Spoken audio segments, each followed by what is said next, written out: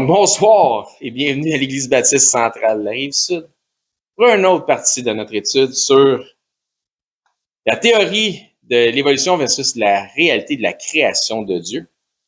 Donc, on va continuer. On avait commencé à voir là, ce qui était apparent aux hommes de caverne la dernière fois. On continue un petit peu là-dedans. Les hommes de caverne. Hein? Yabadabadou. Donc, le chaînon manquant. L'homme de Néandertal.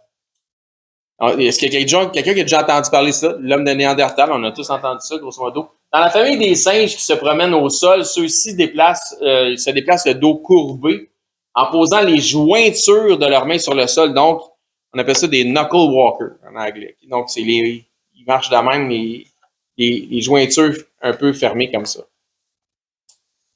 Lors des premières découvertes des hommes du Néandertal, le premier squelette ayant un dos courbé, fut immédiatement associé à être un être qui ressemblait à la famille des singes. Parce que le premier homme de Néandertal, c'est de ça qu'on parle, quand il a été trouvé, il avait le dos courbé.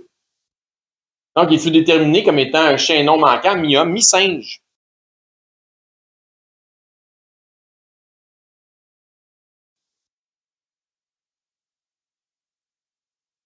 Puisque son dos était courbé, l'hypothèse était que celui-ci commençait à marcher debout. Hein, il avait donc une physionomie qui tendait à se redresser. Fait que de singe, il passait à homme. Ça va?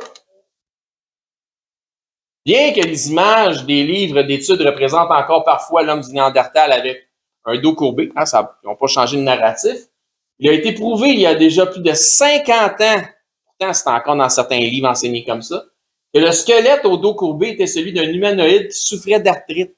Il n'était pas en train de se redresser, il était en train de se courber.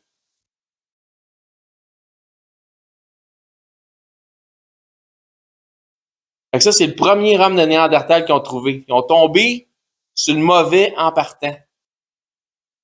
Donc, depuis cette époque de la découverte du squelette pétrifié et courbé, plus de 300 autres squelettes similaires de l'homme de Néandertal ont été trouvés dans la même région, mais qui étaient parfaitement normaux. C'est juste que le premier qu'ils ont trouvé, il avait le dos courbé.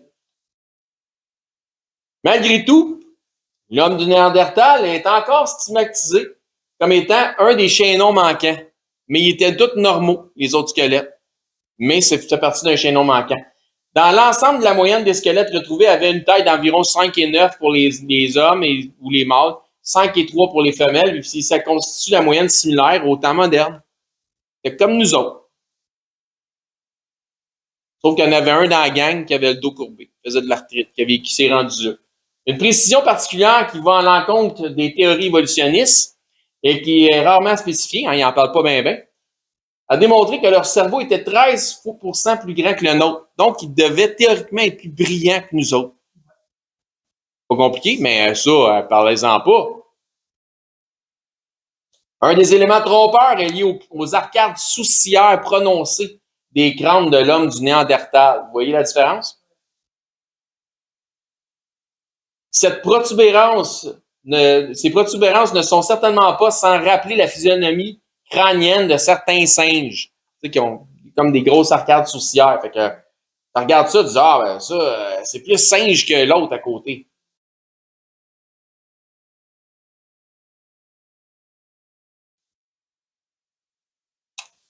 Avant le déluge, les hommes vivaient de plus ou moins 900 ans.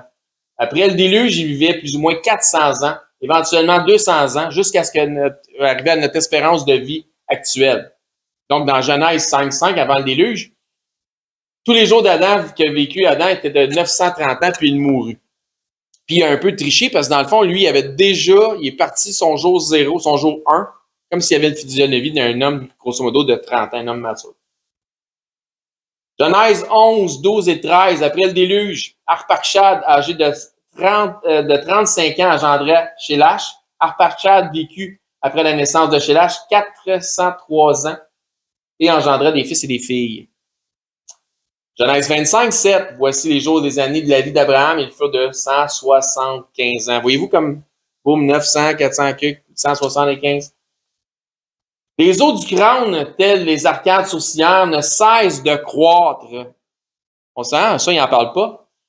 On peut parfois observer chez les gens centenaires que leurs arcades sourcilières sont légèrement plus prononcées. Donc, on voit le bonhomme qui est petit, qui était là à 30 ans, on voit que ses arcades sourcilières ont gonflé un peu, pas gros, mais un peu par rapport à lorsqu'il était jeune. Le même constat peut être fait chez ceux qui souffrent d'excroissance osseuse ou de gigantisme. La même affaire. Donc, ça grossit tout le temps, ça. Le problème, c'est qu'on ne vit plus 300 ans ou 200 ans. Donc, si cet homme-là, à 100 ans plus tard, avait des arcades sourcilières plus prononcées, donne-y un autre 100 ans, de quoi il va avoir l'air? De plus, puisqu'il même affaire, les oreilles, ça longe tout le temps aussi. C'est des trucs comme ça, le nez. Donc, de plus, puisque les tendons derrière la tête tirent constamment sur le crâne, il est normal que celui-ci devienne plus étiré si tu vis plus d'années. 300 ans, 250 ans, peu importe. Donc, on voit ici le géant ferré, André le géant. On voit qu'il souffrait un peu de gigantisme, il y avait une excroissance des os. Et on voit aussi ici Valouev, donc Nikolai Valouev, qui est un géant russe.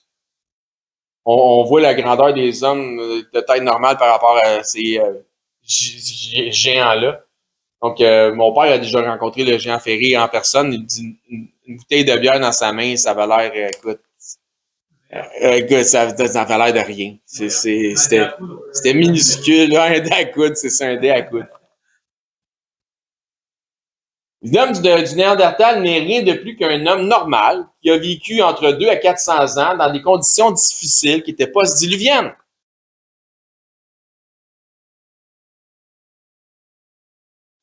C'est ça, l'homme des Néandertals. Dans une étude de la présentation de l'homme du Néandertal, le même crâne a été envoyé à 9 différents artistes. Donc, fais-nous une représentation de ce que ça avait l'air là, avant d'être un crâne. Les chercheurs ont reçu 9 résultats différents. Étonnant. Toutes les images des hommes préhistoriques sont basées à 100% sur une imagination artistique qui fait la promotion d'une propagande évolutionniste. Donc, il ne s'agit que de passer la commande. Là, tu demandes simplement, je veux un corps velu, je veux un visage un peu qui a l'air d'un singe, mais je veux le debout, mais pas trop debout, légèrement courbé, avec des pieds et des mains d'homme, etc. Fait que passe ta commande, ils vont te dessiner ce que tu veux. C'est comme faire un portrait robot. Les Néandertaliens tirent leur nom de la vallée de Néandertal, dans laquelle le premier spécimen identifié a été trouvé, celui qui avait le dos courbé. C'est ironique. Première ironie. C'est en Allemagne. La vallée elle-même doit son nom au théologien et auteur d'hymnes allemand de la fin du XVIIe siècle, Joachim Nander, qui visitait souvent la région. Donc, c'est un pasteur, si vous voulez. Double ironie. Son nom signifie à son tour homme nouveau. 2 Corinthiens 5, 17. Si quelqu'un est en Christ, il est une nouvelle créature. Les choses anciennes sont passées. Voici, toutes choses sont devenues nouvelles. Donc, il n'y a pas de préhistoire. Triple ironie. Joachim Nander est l'auteur du célèbre cantique chrétien Praise to the Lord, the Almighty, dont la première strophe dit Praise to the Lord, the Almighty, the King of creation. C'est ironique, pareil. Pas dit c'est Véronique, j'ai dit c'est ironique. Le chaînon manquant, vraiment, on a le droit de se poser des questions. Morale de l'histoire. L'évolution de l'homme ne prend place que dans l'imaginaire de ceux qui refusent de reconnaître la réalité d'un Dieu créateur.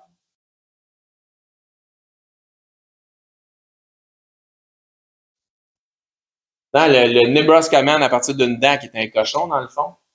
Le dos courbé, qui dans le fond, c'est juste de l'arthrite. Le Piltdown Man, qui était une fraude. Les arcades sourcilières plus grosses avec un crâne plus gros, mais c'est probablement parce que c'est quelqu'un qui vivait plus longtemps que notre espérance de vie. Le Java Man, qui avait juste 3 petits morceaux pour faire toute une théorie avec ça. Donc, ça existe juste dans l'imaginaire des hommes. Tant que ça fait leur affaire, tant que c'est bon pour leur agenda. L'homme de Cro-Magnon est à l'origine le nom donné à un ensemble de restes fossiles d'Homo sapiens découverts en 1868 par Louis Lartet sur le site de l'abri de Cro-Magnon, au Ziéziz de Taillac. Je ne sais pas comment tu lis ça, mais c'est français.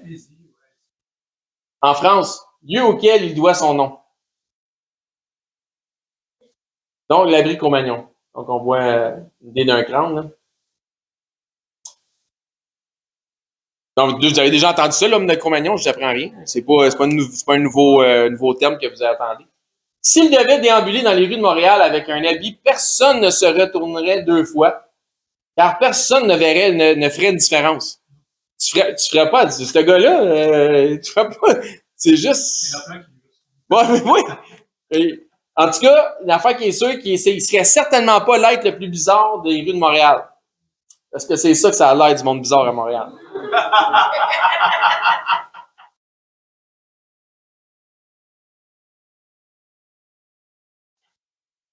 Pourtant, la théorie, donc des hommes bizarres, t'en veux-tu des hommes bizarres? Pourtant, la théorie de l'évolution de l'homme le catégorise comme étant un maillon de chaînon manquant. Ben non, c'est un homme normal. Il n'y a rien de spécial. Il fait pas partie d'un chaînon manquant. C'est pas parce que tu y mets une lance dans les mains puis que tu le mets sur le bord d'une grotte que ça fait de lui un homme, un chaînon manquant. Il est particulier de constater que la théorie de l'évolution de l'homme spécule que nous descendons d'un ancêtre tel le singe, et pour reprendre ce que Didier nous a dit la semaine passée. Dans cette optique, il est aussi curieux de constater que la théorie offre une panoplie de supposés chaînons évoluants vers l'homme moderne, mais très peu qui mènent vers les grands singes d'aujourd'hui, donc les gorilles, les orang-outans, les chimpanzés, etc. Donc, s'il existe, question à poser aux athées, s'il existe encore des milliers de singes et des milliers d'hommes, sont où ceux dans le milieu? Il n'y en a pas. Il n'y a pas de chaînon manquant. C'est la chaîne au complet qui est manquante. Ce n'est que dans l'imaginaire de l'homme. C'est un conte de fées, cette histoire-là. Donc, est-ce que les grands singes d'aujourd'hui seront vraiment les hommes de demain? Donc, est-ce que c'est de la science ou est-ce que c'est vraiment de la science-fiction? Donc, that's all, folks. La semaine prochaine. Ouais, réfléchissez maintenant à ça, exact.